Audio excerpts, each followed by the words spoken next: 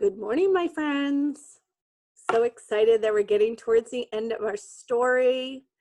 Today, we're going to be reading chapter 17 of our book, Bob. Chapter 17 is Livy. Now, last time we read this, they were gone down to town, Livy and Grandma, because someone was missing and they were going to search for that person. And Bob was searching for the book. While he was searching for the book, he saw a painting in Danny's room that had a well in it. Not the same well that's in their yard, however. A different well because it was made out of bricks and not stone. And on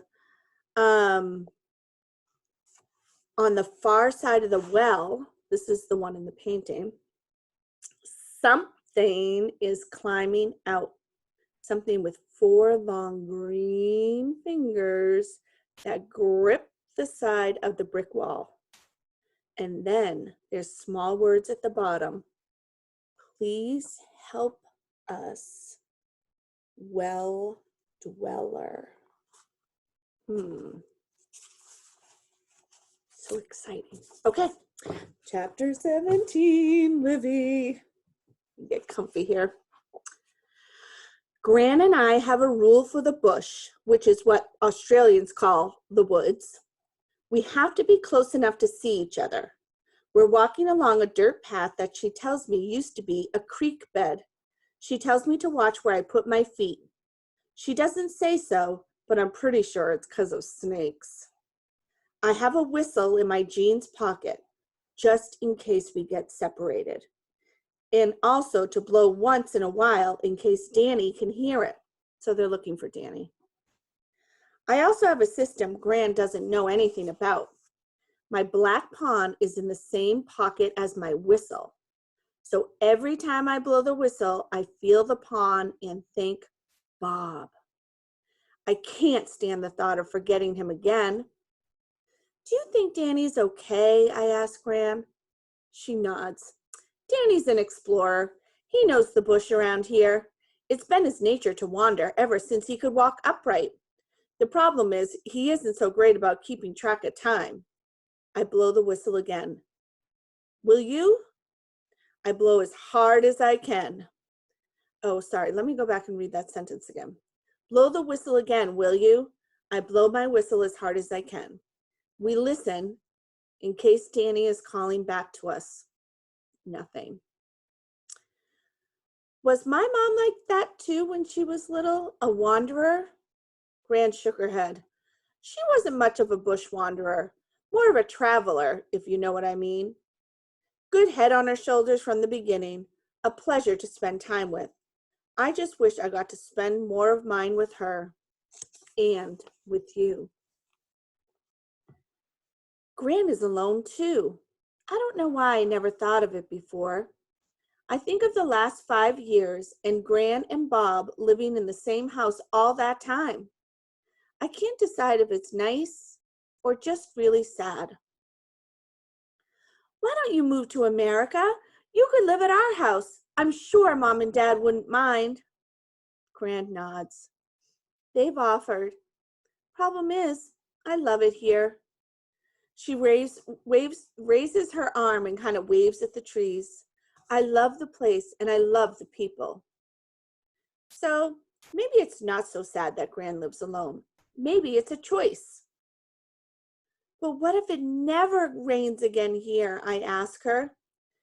She makes a quick face, a face that she might make if I were blowing that whistle right in her ear. Then she says, I guess I'll have to take that question one day at a time. I'm not sure what to say to that because what if it really never rains here again? Gran catches my hand and we swing our arms back and forth together. It feels good. Then she says, so you're feeling okay about staying over tonight? Mom has obviously told her about my sleepover problems. Yeah, I think so. I wait. No stomach ache. Small twingy feeling, but no stomach ache. She squeezes my hand. Good. You know what your mom used to do when she couldn't sleep? She put a book under her pillow. She never told me that. Gran smiles. She said it helped her dream. I picture that. Mom, my age, in the four-poster bed, dreaming. It feels good. Blow that whistle again, Gran says. I blow. We listen. No Danny. Then Gran says, you were quite a wanderer yourself when you were here last. Me? Yes, you, she says. You know, it was just you and me for a few days the last time you came, right? Your mom was away seeing friends, just like she is now. Well, one morning I come downstairs at 6 a.m. and there you are sitting at the breakfast table in your pajamas, big innocent smile on your face. You had even set the table, knife, fork, and a cup for you, knife, fork, and a cup for me. The only problem was that your pajamas looked like you'd been out in the bush all night in the rain. Leaves and dirt and anything else you can think of you might find on the ground everywhere. Your pockets were full of it, and you were wet. I have a pretty good idea which morning this was. Gran, how do you think I got wet? She shakes her head. Livy, to this day, I have no earthly idea how you got wet, and believe me when I say I put serious thought into it. I thought maybe the pig trough, but no, that gate was latched way up high. I checked. The whole episode scared the heck out of me, actually. After that, I started waking myself at 4 a.m. to watch the doors. Wow, I say, that's weird. It probably wouldn't be a big comfort to her to know that I'm 99% sure I fell into the well. Gran says, blow that whistle again, Livy. I blow. We listen. No Danny. Gran, do you remember a book with a mermaid on the cover and some other stuff? We're walking uphill now and she's breathing hard. Your big book, you mean? What do you mean, my big book? Well, that's what you called it, your big book. I think it was called The Big Book of Fairy Tales, something like that. It was your mother's when she was a girl.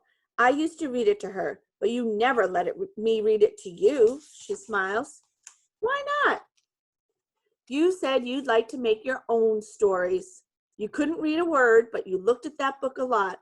I guess you liked the pictures. What kind of pictures? Well, like you said, she's still a little out of breath. Mermaids. Anything else? Oh, sure. Elves, maybe? Fairies? I'm sorry, sweetie. I haven't seen that one in a while. Gran's distracted, looking at her ripped papercloth map. We should turn left soon. There's a big rock about a quarter mile ahead. We'll turn right after that. We walk on. The hill gets steeper. I scan the woods. No Danny. I climb up on a fallen tree trunk and turn around in a circle looking. I blow my whistle. 2 toots. I hear a few answer whistles from the other searchers. 2 toots. But no Danny. I'm about to climb down when I see a flash of orange. A very familiar shade of orange. Bob! I glance around. Where did he go? I squeeze my palm. Scan, turn, scan. Then I see it. One skinny green arm waving at me semi-desperately. He's right beside the path a little way ahead of us, but Gran is slowing down. Gran, let's keep going. Actually, my dear, I think I need to sit down for a few minutes. That is the end of chapter 17. Okay, well, things are happening. So they're looking for Danny. Sounds like they have a pretty organized way to look for him. And they're worried, but they're not too worried because he does kind of wander off a little bit. So they're not too worried, but definitely worried enough to send people out looking for him.